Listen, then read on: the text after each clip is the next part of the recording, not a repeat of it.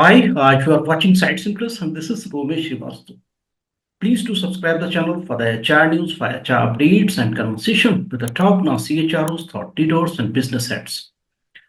Today we are going to dive deep the HR challenges in IT and tech industry for coming year 2025.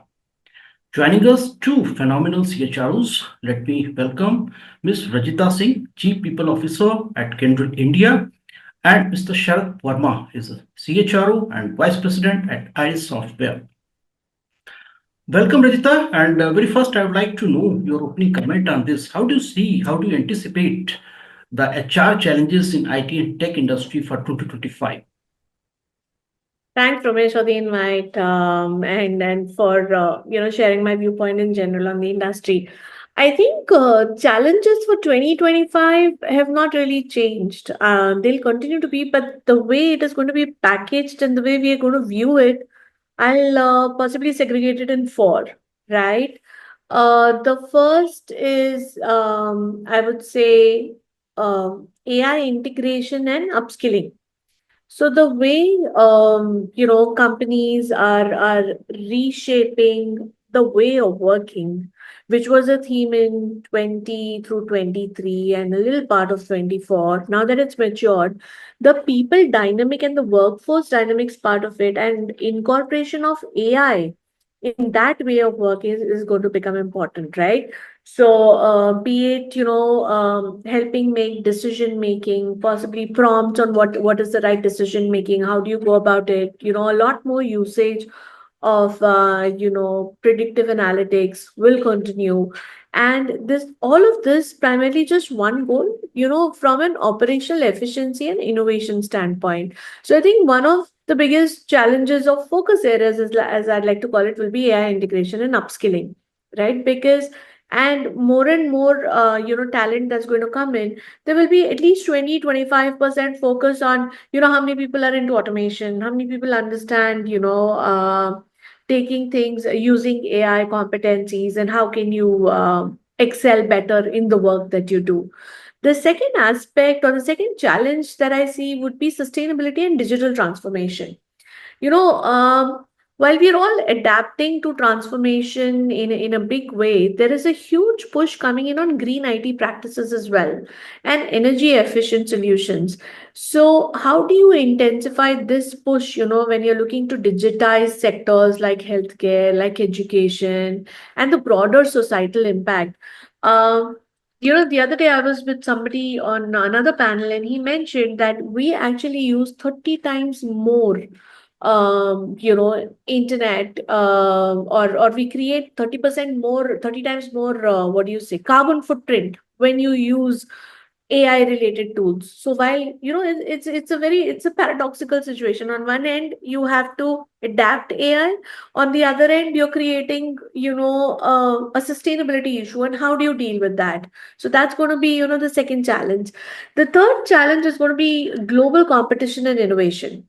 Right, while India is going to be a dominant player, I don't think that the other countries, are going to be far behind. So, how do we essentially continue to keep our competitive edge? Costs have been going up, so it's. I think our proposition to the world is beyond just being a low cost geography like the Southeast Asia or some parts of Europe. I think it has to be a lot more from being a strategic player, an innovator, and a value add player, right, as a country. So we should be able to create market leading solutions from our side, using vast sets of data that are available.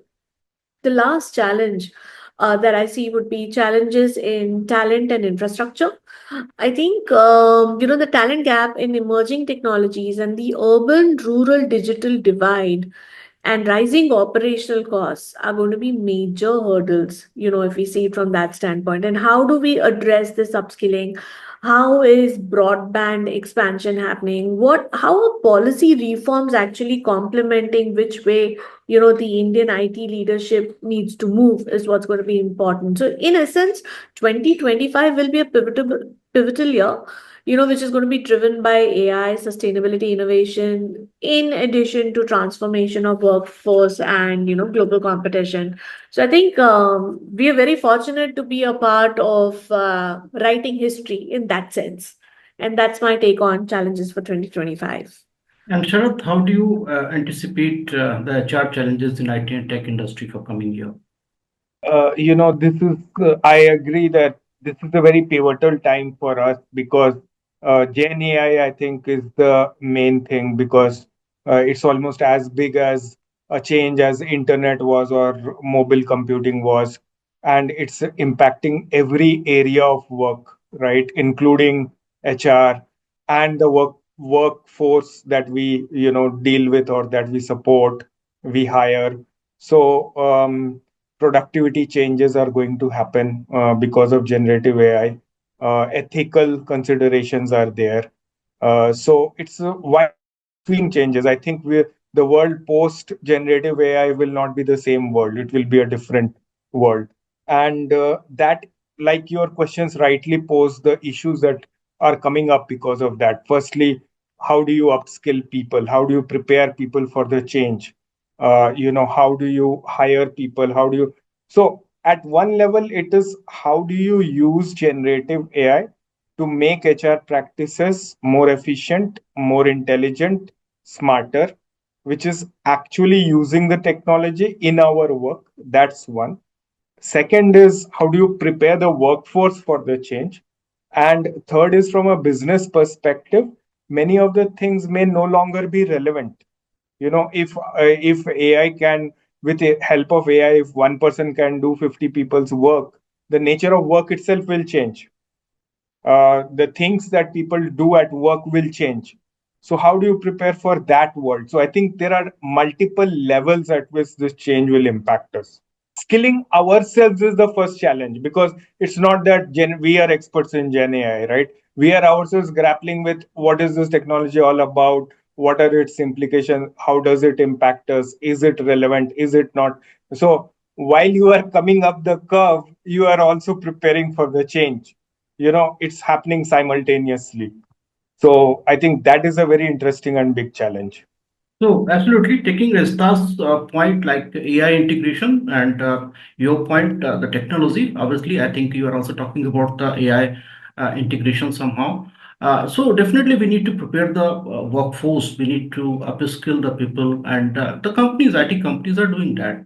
Most of the workforce they are upskilling on generative AI and so. And as Rajita said, that most of the challenges are remaining the same as we have seen in 2024.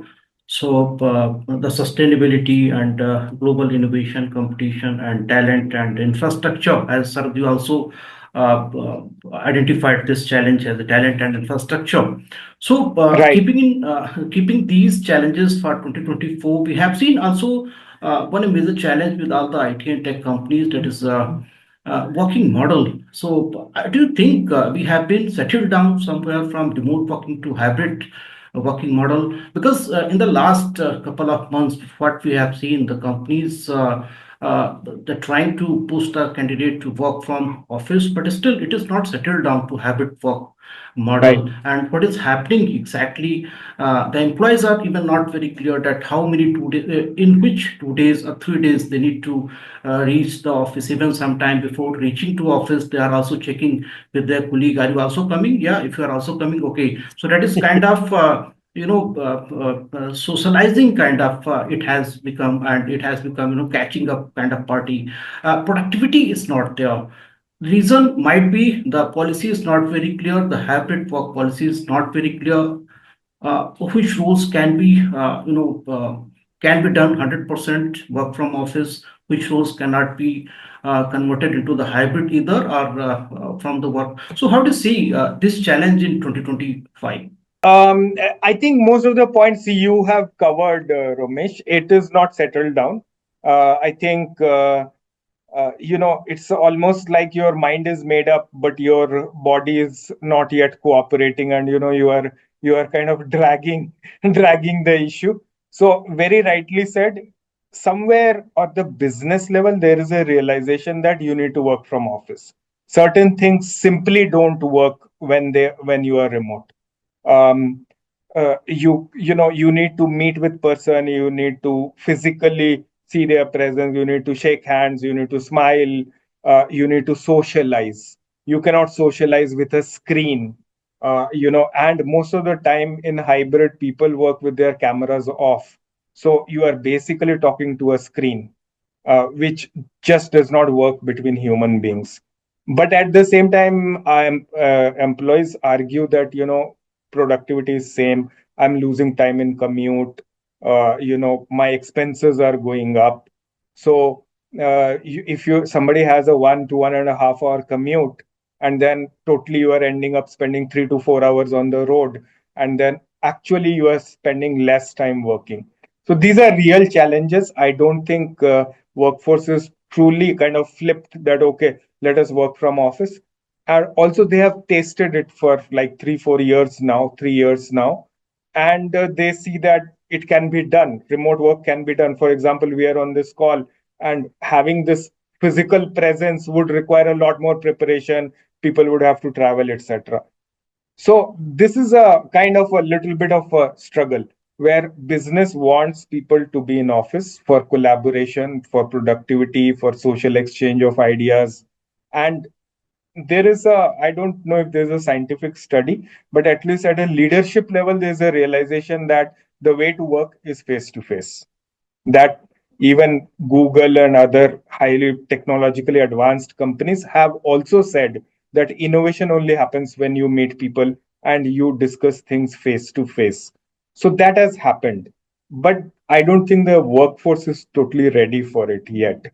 It's almost like that 3 4 years, the habits are so well formed, and we are in a comfort zone of our home, and being able to put a screen and then being able to work from there, it's just not, we are not able to snap out of that habit.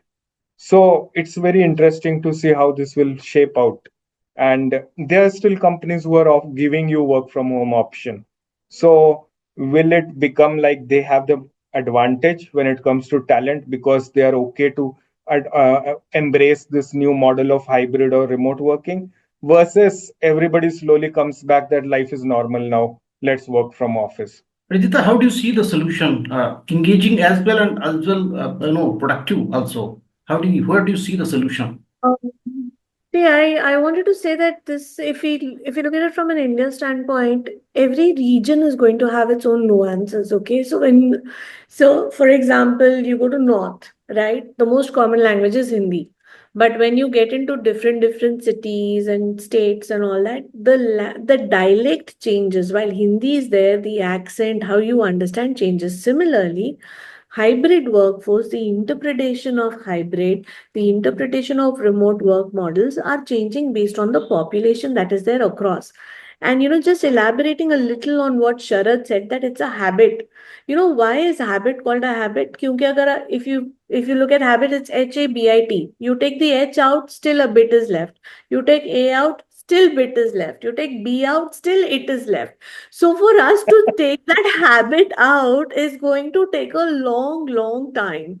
So I would suggest, and and truly so, right? Not just technology companies, like other companies. If you look at the domestic market in India, they want their people working and their vendors having their people working from office. There is no two ways about it. So if a company's bread and butter is basis, a domestic market where you need to have people on site, you don't have a choice, but you have to get people there.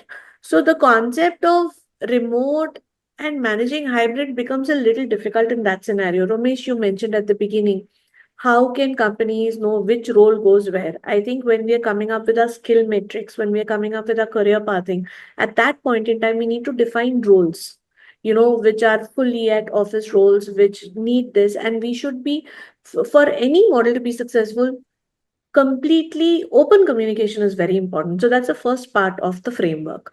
The second is, I think leaders also need to avoid the proximity bias. You know what's happening, because in hybrid working, the leaders are not necessarily there the same days. You mentioned our people that there are so many startups that came in because allowing rotation, then working on transportation. So and so has blocked this room, so you can't use that room or that cabin in that facility, so on and so forth.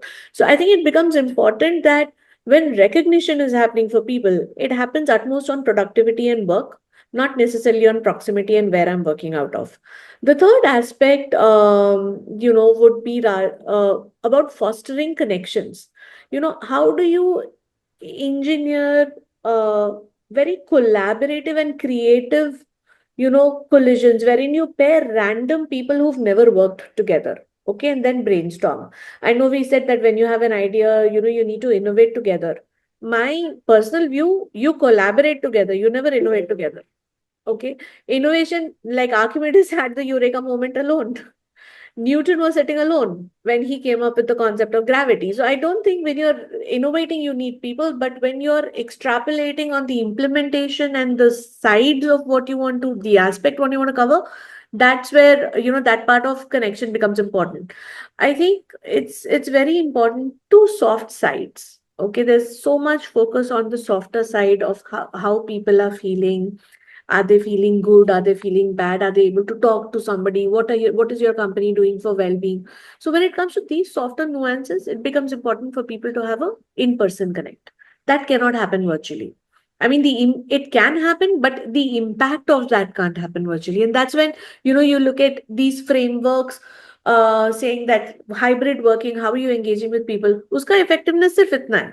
It's like, Maruti 800 car खरीदोगे तो उसका mileage इतना ही देगी. उससे ज्यादा, if you have to up the RPM, you have to change the entire structure. And that's where, we have not really evolved on getting onto that, because there's still a tussle. Will HR send out a communication? Will the business work it out? And so on and so forth. And the most important is empathy. The person needs to feel valued and feel that he or she is contributing to the purpose of the organization. So that framework, if that is fit in place, everything else just follows. You both agreed for the talent and infrastructure that is going to be the challenge for this 2025. And in this year 2024, even at Times of India, they reported that a largest IT services provider has around 80,000 open positions, and they're not able to close it because of the skills gap. On the basis of this, we have also created a report, another report, and we try to calculate at around 13% if you see the workforce like that company. So around 3 lakh, over 3 lakh positions are there in India for the Indian IT companies we are talking about, major. So in that case, a skills gap is there, and there is also a report by the economic survey in this year 2024, and according to this report, 51.25% Indian youth are not employable. So how do you see this challenge? Coming to your point, talent and infrastructure, how do you see this talent when we are talking about the AI integration? And maybe you never know what the new technology that would be in 2025. Maybe now we are talking about the generative AI and so on. How do you see this challenge? Sharad, please. Yeah, it is a real challenge and it has been there for quite some time. Even I remember 20 years back, McKinsey Global Institute did a survey and they said that 80% of India's graduates are not employable. The only way is that we have to change our education itself. And whether it's engineering, whether it is MBA, any education, the education and industry has to come together where you are giving an education which is practical and which has its use at workplace. If you are only giving theoretical knowledge, you are only giving a lot of bookish knowledge, a lot of and less practicality, then that does not work. And actually, the industry is always reluctant to invest in re-educating the person and making them adaptable to workplace.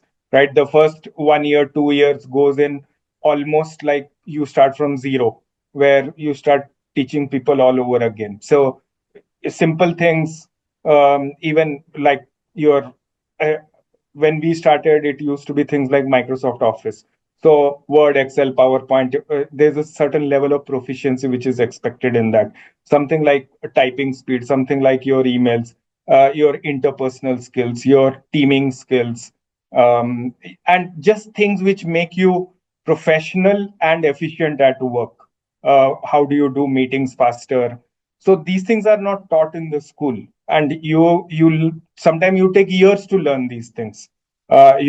So that is kind of like time lost. And then in the software world, if we talk about specifically about IT industry, it's like how software is actually developed. It's a team process.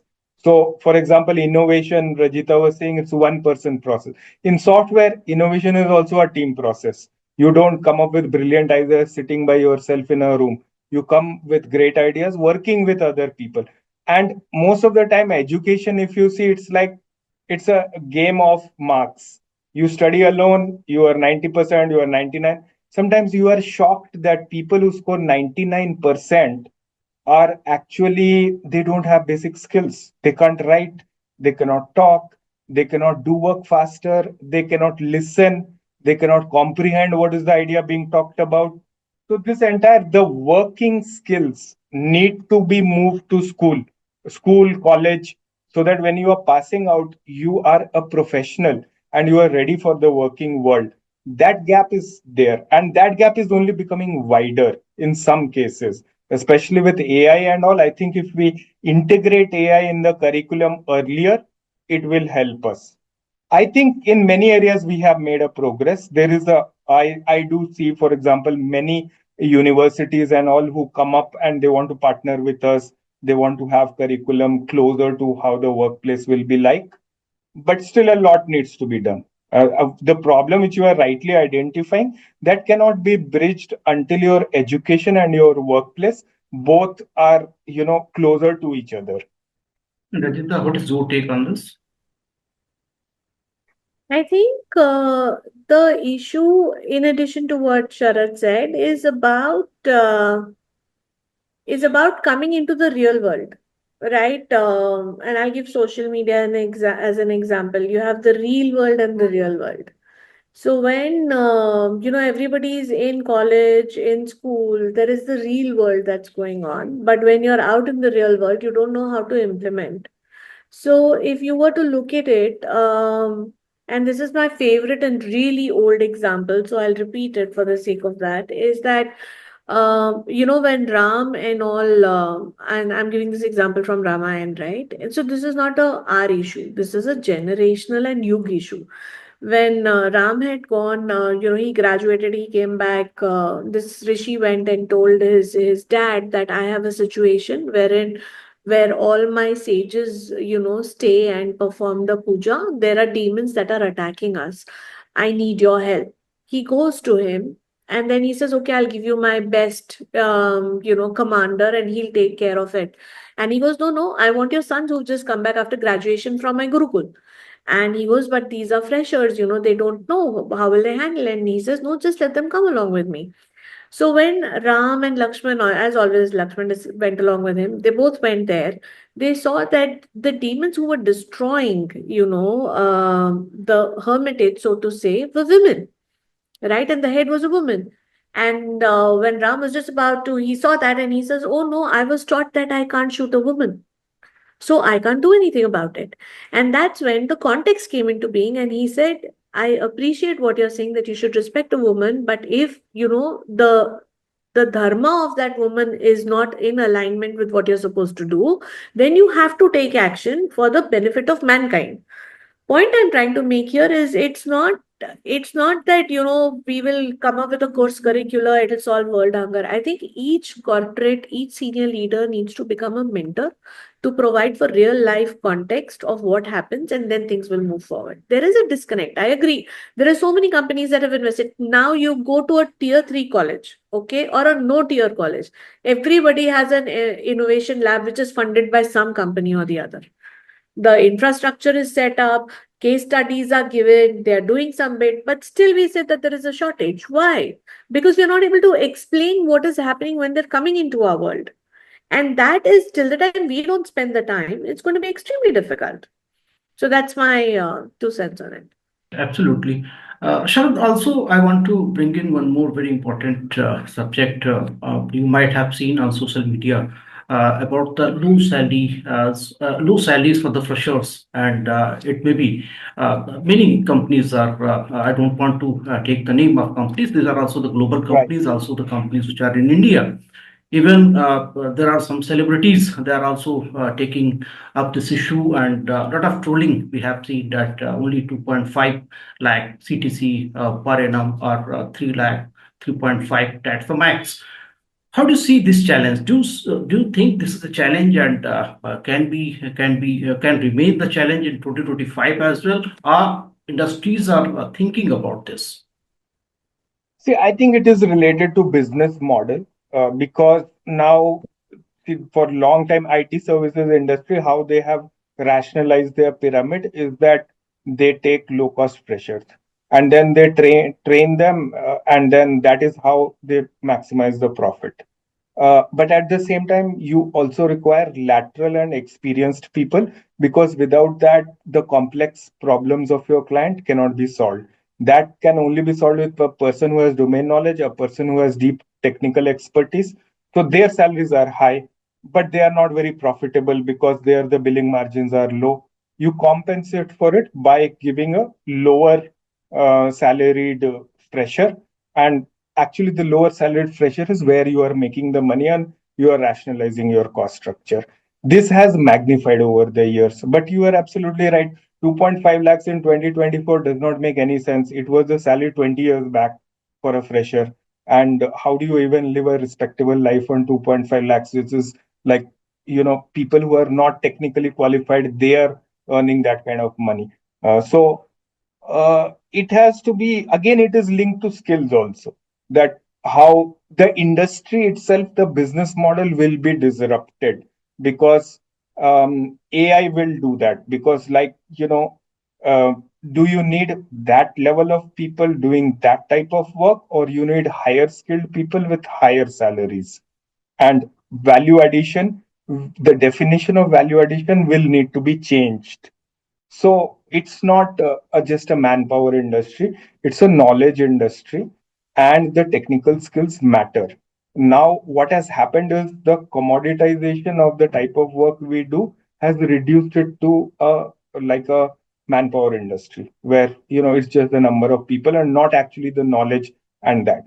Plus, there's a spectrum also. Actually, my daughter graduated this year, and then she faced this issue. So there was like everybody in our class, they were saying, no, how can we go for 3 lakhs, 3.4 lakhs, etc. So there are some companies, there are 10 lakhs, there's 15 lakhs, 20 lakhs. Everybody wants those companies, the startup, the product companies, the bigger brands, etc. So it is the value which you expect from a person. The product, if you don't expect value, then you pay less. If you expect value, then you respect that talent and you pay more. It has to be reinvented. I think in the next 5 years, IT industry will go through a lot of changes, and the value definition will change. Where the once the value gets recalibrated, the money will also get recalibrated. Rajita, would like to add here something? Yeah, I just want to give a perspective or draw a parallel. If you look at property, okay, today, property prices in several cities in India have shot up. Okay, but then and there's been so much construction, but if you see, none of those, at least based on a last study that was published, that the supply is so much, demand is reduced, right? And that there are different reasons for it. Why am I calling it out? It is that there is enough and more, what do you call it, available. And if you draw the parallel back to campus from a talent pool standpoint, the deployment of that talent pool as is, we already know, is a challenge. So there is a correction that needs to happen. We are responsible for hiking salaries the way it happened, over the years, because it's booming. I'm not saying IT is not booming. IT continues to boom. But then the fact is that there is a significant decline in campus recruitment from several companies. And if you see that it has been the lowest, based on one study that was published, and it continues to drop given that there are economic slowdowns in the Western markets. Largely, there is a lot of revenue that comes in from there. And with the rise of automation coming in, when you're looking at freshers, like Sharad said, the upskilling and bringing them up at a higher level of value becomes important, which is already a saturated talent pool, because there are several companies that have also revised their retirement ages. So, how do you handle that? That's one. The second is misalignment of salary growths. Critics actually argue that companies are prioritizing cost cutting over sustainable talent development. While that is there, but there is also this stagnation that has happened. And the only increment that's happening is because of the inflation or the cost of living in the areas that people work in. So that's another issue. The second is, and the last, as I want to call it, skill expectations versus compensation. If you are in a niche market and there are certifications, etc., building that kind of talent makes sense. But then if you are doing plain vanilla, hiring, and you're not really doing anything about the way you structure your compensation within your company, you're going to continue to face these challenges. And the most important, I think, is industry wide. We need to come up with collaborative solutions, to mitigate dissatisfaction among new hires, because it's a given across the industry. Freshers do the same work or similar work. So how does the industry get together when we welcome them becomes important. Right, right. So we try to summarize the discussion. So taking Resta's point, the AI integration, that is the biggest challenge, and taking Sarah's point, so infrastructure and talent, skilling, these are the major challenges for the IT and tech industries for 2024. Thank you so much, Rajita and Sharad, for joining the conversation and sharing your wonderful thoughts. Thank you so much. Thank you. Thank you. Thank you.